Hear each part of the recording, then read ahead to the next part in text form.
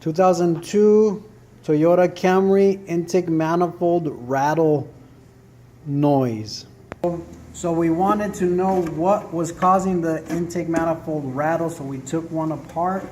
You can find all those videos online. So we split it open and we found out that there's a baffle in here.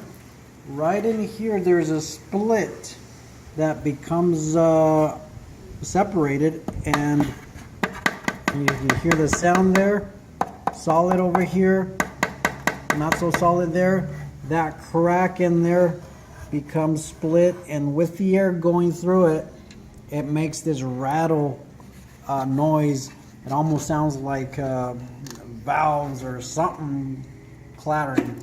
Just wanted to show you what splitting this open, and that's it.